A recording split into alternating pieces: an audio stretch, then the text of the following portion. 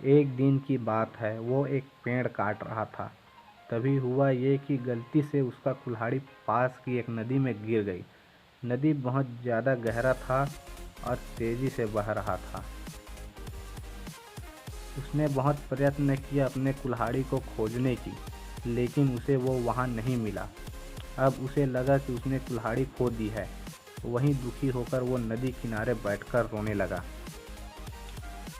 उसके रोने की आवाज़ सुनकर नदी के भगवान उठे और उस लकड़हारे से पूछा कि क्या हुआ। लकड़हारा ने उन्हें अपनी दुखद कहानी बताई। नदी के भगवान को उस लकड़हारे के ऊपर दया आई और वह उसकी मेहनत और सच्चाई देखकर उसकी मदद करने की सोची।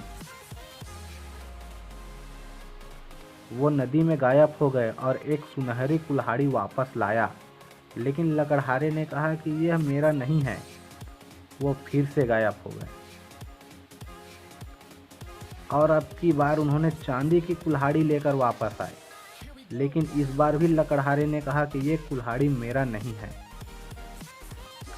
अब नदी के भगवान पानी में फिर से गायब हो गए और अब की बार वह एक लोहे की कुल्हाड़ी के साथ वापस आ गए। लकड़ी का कुल्हाड़ी देखकर लकड़हारा मुस्कुराया और कहा कि यह मेरा कुल्हाड़ी है। नदी के भगवान ने लकड़हारे की ईमानदारी से प्रभावित होकर उसे सोने और चांदी की दोनों कुल्हाड़ियाँ दे दिया।